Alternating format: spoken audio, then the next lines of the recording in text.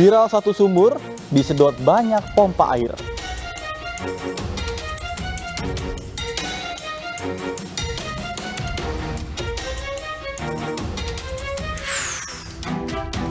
Pecinta sate wajib cicipi sate yang satu ini.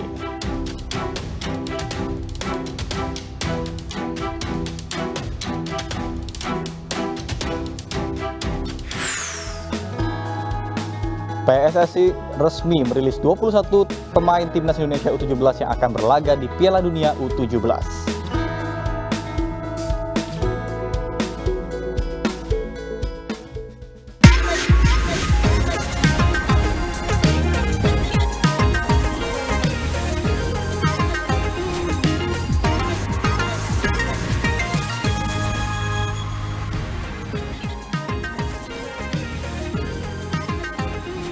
Halo pemirsa, apa kabar? Ketemu lagi di Oke Zone Update hari ini bersama saya Nata Arman dan berikut Oke Zone Update selengkapnya.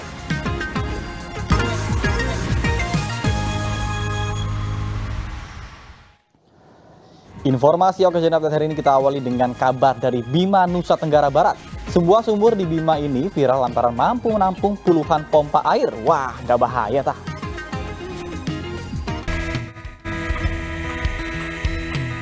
Wah, nggak bahaya tah? Sumur yang ada di Desa Monta, Kabupaten Bima, Nusa Tenggara Barat ini agak lain nih pemirsa.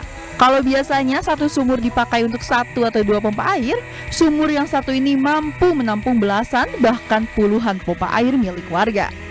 Kok bisa ya? Pompa dengan puluhan pompa ini lagi viral banget nih di media sosial.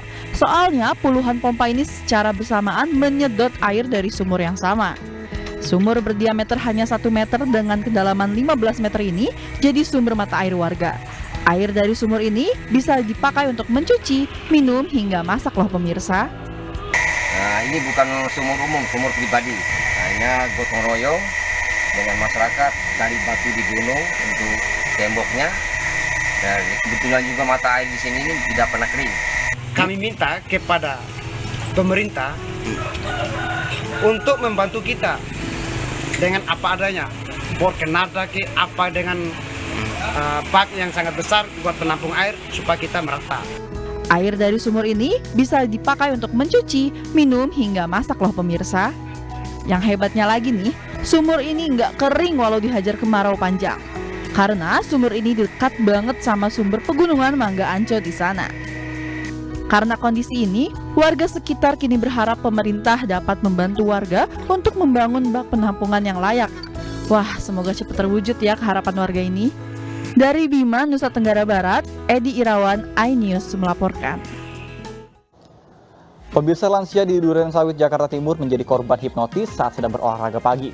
Akibat aksi ini, korban mengalami kerugian hingga 170 juta rupiah.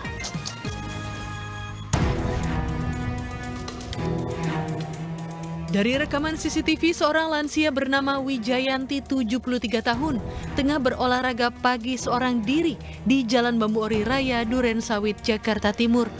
Tak lama kemudian datang satu unit mobil putih berisi komplotan pelaku hipnotis yang berjumlah 4 orang. Dengan modus menanyakan alamat, korban diajak berkeliling kota Bekasi menggunakan mobil. Diduga telah dihipnotis, korban bahkan sempat mencairkan deposito di bank hingga mengambil barang-barang berharga lainnya dari dalam rumah. Korban baru tersadar 2 jam kemudian setelah ditegur oleh karyawan minimarket usai diturunkan kawanan pelaku. Atas kejadian ini, korban mengalami kerugian uang tunai dan emas serta berlian dengan total mencapai 170 juta rupiah. Kini korban bersama keluarganya langsung membuat laporan ke Mapores Jakarta Timur. Polisi pun telah melakukan olah tempat kejadian perkara. Dari Jakarta, Rio Manik melaporkan. Seorang guru olahraga di Palembang, Sumatera Selatan ditangkap polisi karena terlibat penipuan dengan modus undangan file aplikasi melalui pesan singkat di telepon genggam. Pelaku bersama komplotannya meretas aplikasi mobile banking dan mengakibatkan korbannya rugi hingga miliaran rupiah. Kasian banget ya.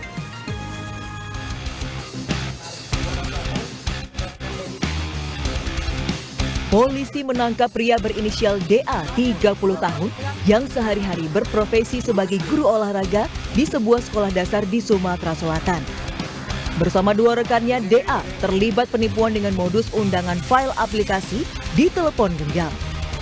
Dari tangan tersangka, polisi menyita barang bukti belasan kartu ATM, ponsel, uang tunai, hingga mobil mewah. DA diketahui berperan mengelola uang dari tersangka lainnya, BS dan Matias yang kini buron. Total kerugian korban akibat perbuatan mereka hampir 1,5 miliar rupiah. Tersangka kini ditahan di Polda Sumsel. Ia dijerat undang-undang tentang transfer dana dengan ancaman hukuman 5 tahun penjara. Dari Palembang, Sumatera Selatan, Firdaus Ainus melaporkan. Seekor buaya jenis senyulong sepanjang 4 meter ditangkap warga Kecamatan Dayun Siak, Riau. Buaya tersebut sempat masuki permukiman para warga.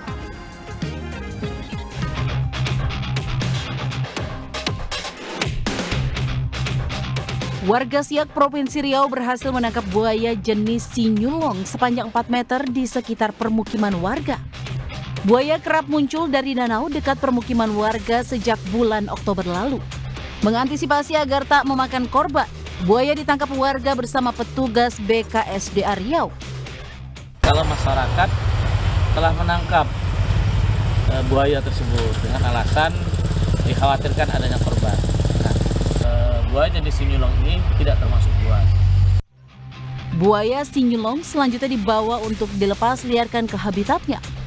Petugas mengimbau warga untuk tetap waspada saat beraktivitas di sekitar danau. Dari Pekanbaru Riau, Muhammad Yusuf, iNews melaporkan. Sementara itu pemirsa, seekor bayi komodo diselundupkan dari Labuan Bajo, Nusa Tenggara Barat. Hewan itu disembunyikan dalam tas ransel. Waduh, nekat banget nih orangnya.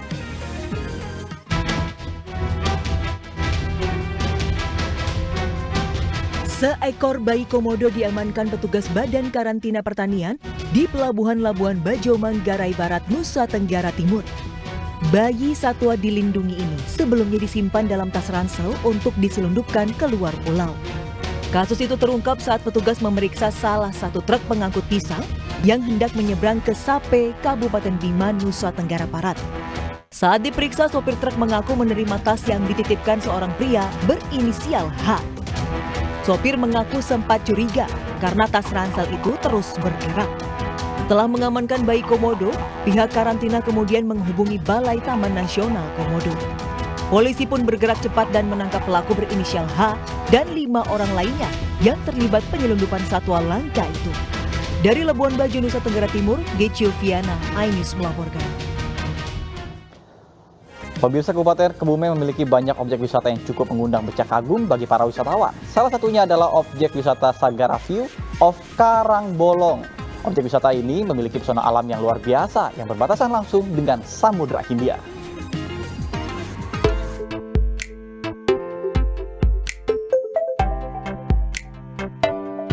Objek wisata Sagara View yang berada di Desa Karangbolong, Buayan, Kabupaten Kebumen, Jawa Tengah ini memiliki pesona alam yang luar biasa. Objek wisata baru di Kebumen ini mengundang decak kagum wisatawan lokal maupun dari luar daerah. Wisata Sagara View berada di puncak Bukit Karangbolong, menyuguhkan panorama bentangan alam keindahan Samudra Hindia. Objek wisata ini juga memiliki keunikan, yakni batuan purba yang tidak banyak dimiliki di objek wisata lain. Perkembangannya pesat, kan nggak kayak gini. Jadi kayak benar-benar dari 50 ke 100 gitu, Pak.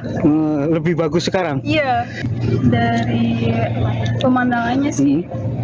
Dulu kan belum ada kayak gini. Sekarang udah ada, jadi kayak view-nya lebih ke kayak yang pada umumnya kayak di Jogja. Jadi kita nggak harus ke Jogja gitu dapat view. Ternyata di Kebumen ada gitu ya. Objek wisata ini diharapkan bisa menjadi objek wisata internasional yang juga dikunjungi para turis asing, sehingga bisa meningkatkan perekonomian dan taraf hidup masyarakat Kebumen. Tim Liputan iNews melaporkan. Pemirsa, mekarnya bunga tabebuya yang menghiasi sepanjang jalan protokol Kota Magelang, Jawa Tengah berasa membawa kita ke negara Jepang atau Korea. Cantiknya bunga-bunga ini pun menjadi spot foto baru bagi warga setempat dan pengguna jalan yang melintas.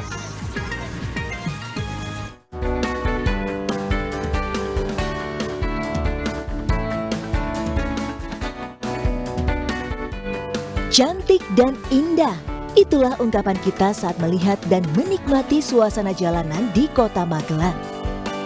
Bahkan banyaknya pohon tabebuya yang bermekaran membawa kita serasa berada di negeri Korea atau Jepang. Selain menyita perhatian, cantiknya bunga-bunga ini menjadi spot foto baru bagi warga setempat dan pengguna jalan. Bunga tabebuya mekar tiap akhir musim kemarau dan menjelang musim penghujan. Penanaman pohon bunga tabebuya dimulai sejak 6 tahun lalu untuk memenuhi target ruang terbuka hijau di kota Magelang. Nah, jika Anda sedang berada di kota Magelang, tidak ada salahnya meluangkan waktu sejenak mengabadikan momen mekarnya pohon bunga tabebuya. Dari Magelang, Jawa Tengah, Puji Hartono, iNews melaporkan. Pemirsa, latihan berenang bagi orang dewasa mungkin sudah biasa. Namun, jadi apa jadinya jika latihan berenang diperuntukkan bagi anak bayi dan juga anak-anak? Nah, di kawasan Bintaro terdapat kelas renang untuk anak hingga usia 6 tahun. Selain menumbuhkan kedekatan bersama dengan anak, kegiatan ini juga bermanfaat bagi perkembangan motorik anak.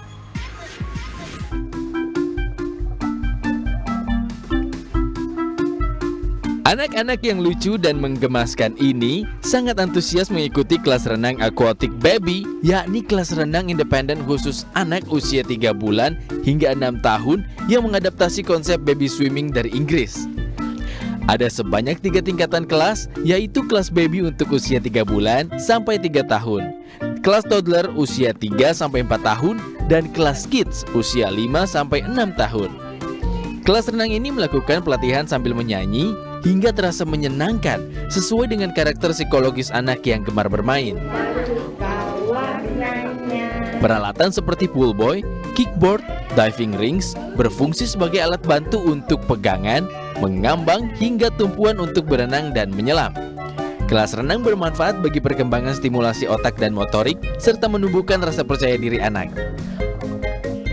Melatih anak berenang memiliki tantangan tersendiri. Memang tantangannya adalah lumayan ada, yaitu untuk mengalami anak-anak yang mengalami fase development yang mungkin berbeda gitu ya. Ada yang mungkin lagi cranky, sakit gigi lah, ada yang mungkin tidurnya kurang lah gitu. Nah itu biasanya kita kerjasama sih sama orang tua untuk di rumah itu mereka juga mengatur pola rutinitas anaknya. Dan kalau anaknya juga mengalami fase-fase yang misalnya kurang nyaman buat mereka, tolong dikasih tahu ke kita. Jadi kita juga bisa adjust, menyesuaikan. Kita di sini nggak paksa sama sekali. Pokoknya mereka itu harus fun, masuk fun, keluar fun, pulang happy. Para orang tua menjadikan kegiatan les renang setiap akhir pekan ini sebagai waktu berkualitas bersama anak usai menjalani kesibukan di hari kerja. Awal doang sih, awal-awal tuh dia kayaknya masih kayak takut atau misalkan kayak nggak mau gitu loh nyebur-nyebur ke dalam air. Tapi di awal doang sih, habis itu lama-lama dia baru mau sih, udah mulai nyaman lah. Kalau awal-awal kalau misalnya emang masih takut itu wajar, tapi enaknya itu sebelum di sekolah renang karena kan udah lumayan nih keluar biaya gitu ya. Jadi awal dulu itu mendingan cari staycation dulu, misalnya atau di apartemen kan biasanya ada kolam renang. Nah anaknya diajak berenang-berenang situ dulu tuh. Jadi tertarik untuk mendaftarkan sang buah hati belajar berenang? Dari Tangerang, Banten, Camar Hendra, Muhammad Firmansyah, iNews melaporkan. Pemirsa, si model cilik berlenggak-lenggok dalam peragaan busana nampak unik dan menggemaskan. Apalagi dengan busana bertemakan bunga-bunga yang cantik dengan beragam desain menarik.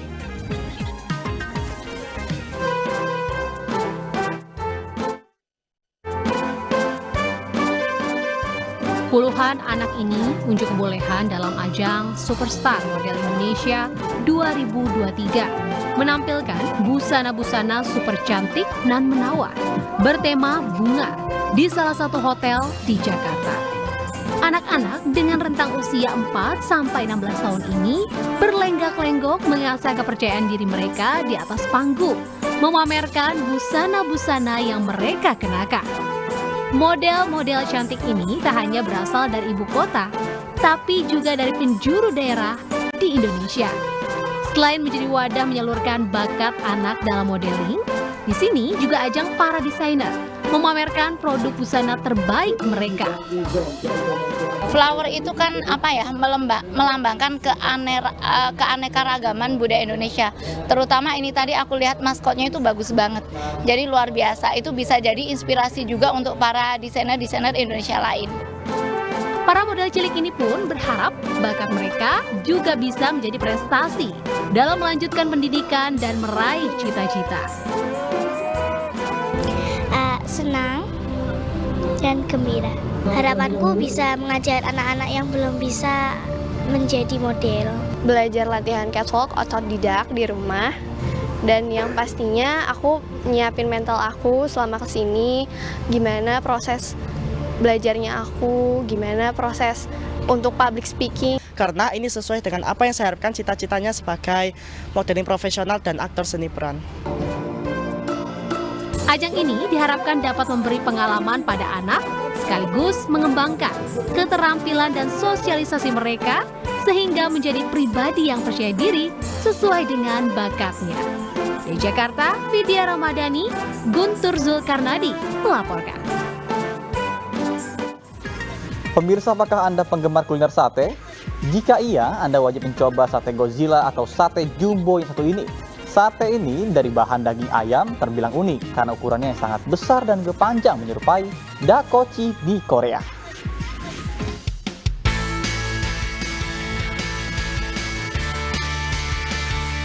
Berkunjung ke Denpasar, Bali, jangan lupa untuk mampir ke kawasan Heritage Pasar Badung untuk menikmati kuliner sate Godzilla yang tengah viral di media sosial. Tentu daging yang digunakan bukan daging Godzilla, melainkan daging ayam. Dinamakan sate Godzilla karena memiliki ukuran jumbo dengan panjang melebihi ukuran sate pada umumnya, yakni 55 cm, dan berisikan potongan besar daging ayam dengan total berat 250 gram. Cara pembuatannya hampir sama dengan sate lainnya, yakni dimarinasi dengan bumbu rahasia. Sekilas, kuliner sate Godzilla mirip dengan dakochi khas Korea. Kalau untuk rasa sih ini enak, ada manis, ada pedasnya. Tapi kalau di aku, menurutku ini dominan manisnya sih. Worth it lah sama harganya. Rasanya juga smoky banget, enak, lebih enak pakai sambal. Harganya terjangkau lah ya, hemat. Dalam sehari, kedai makan ini bisa menjual 50 hingga 70 tusuk sate Godzilla. Sate Godzilla dibanderol dengan harga Rp20.000 per tusuk. Nah, bagaimana? Anda tertarik? Dari Denpasar, Bali, Indira Ari, iNews melaporkan. PSSI resmi merilis daftar pemain yang akan berlaga di Piala Dunia U17 tahun 2023. Informasi selengkapnya satu lagi hanya di Okezone Update.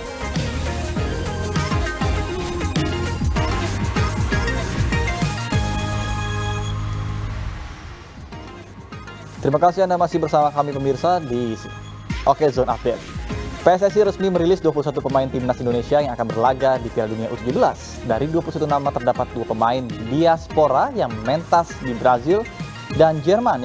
Yang pertama adalah Welber Jardim dan Amar Brick.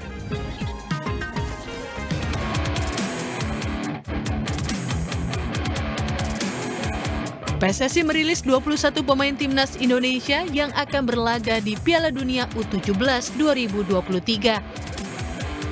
Dari komposisi yang ada, timnas Indonesia memiliki kombinasi yang seimbang.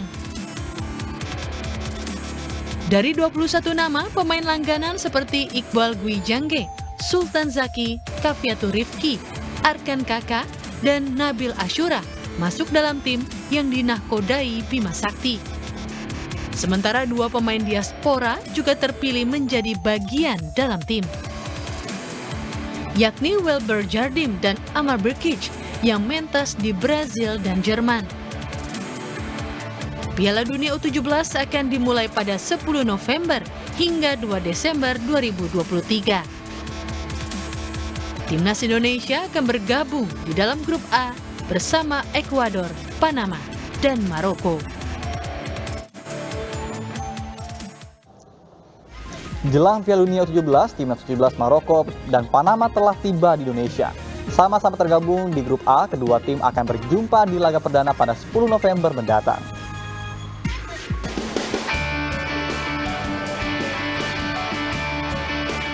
Hari menjelang Piala Dunia U17, tim dari negara Maroko telah tiba di Indonesia melalui Terminal 3 Bandara Soekarno-Hatta, Tangerang, Banten pada Selasa malam. Skuad muda Singa Atlas langsung menuju bus yang telah dipersiapkan panitia menuju tempat peristirahatan mereka di salah satu bilangan hotel kawasan Kuningan, Jakarta Selatan.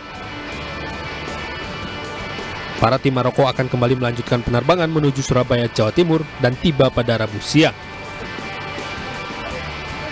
Sementara itu, menyusulnya timnas Panama melalui Bandara Juanda, Kabupaten Sidoarjo, Jawa Timur yang terdiri dari pemain dan tim ofisial sebanyak 35 orang dari tim Panama dan 29 orang dari tim Maroko. Kedatangan tim Panama merupakan kedatangan kedua setelah timnas Maroko. Timnas Indonesia U17 akan tiba di Surabaya pada Jumat pagi mendatang dan disusul oleh timnas Ekuador pada hari Sabtu mendatang. Keempat tim tergabung dalam grup A akan menjalani pertandingan pertama pada 10 November mendatang yang mempertemukan antara Panama dengan timnas Maroko. Nantinya tim peserta Piala Dunia U17 ini akan dibawa ke sejumlah hotel yang sebelumnya telah ditunjuk. Dari Sidoarjo, Jawa Timur, Yoyo Agusta, iNews melaporkan. Kabar gembira datang untuk warga Arab Saudi. Ini karena FIFA secara resmi menunjuk Arab Saudi sebagai tuan rumah Piala Dunia tahun 2034 mendatang. Wah, selamat ya.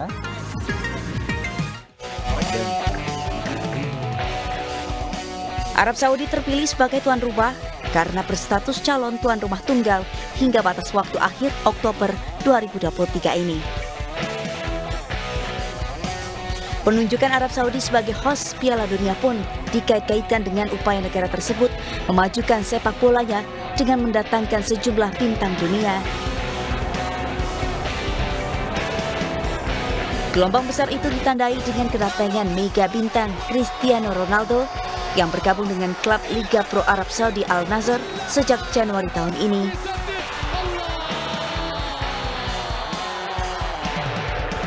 Kehadiran Cristiano Ronaldo membuat klub-klub Arab Saudi, baik yang dimiliki dana investasi publik (PIF) maupun yang tidak, ikut memberanikan diri mendatangkan pemain-pemain top.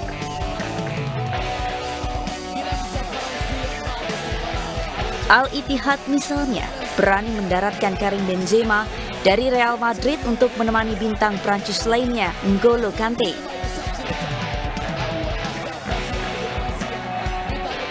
Begitu juga dengan Al-Hilal yang mendatangkan pemain-pemain top asal Brasil Neymar Junior yang ditemani Kalidou Koulibaly dan Ruben Neves.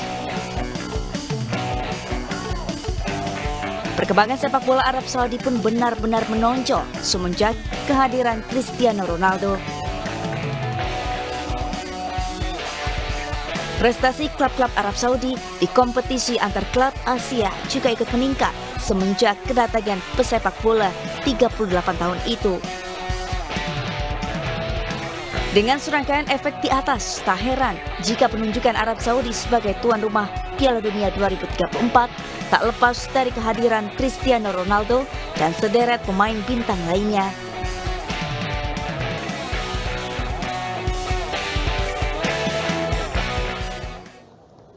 Pemirsa, informasi tadi sekaligus untuk jumpa kita hari ini di Oke Zone Update hari ini. Saya Nata Arman, pamit undur diri, terima kasih dan sampai jumpa.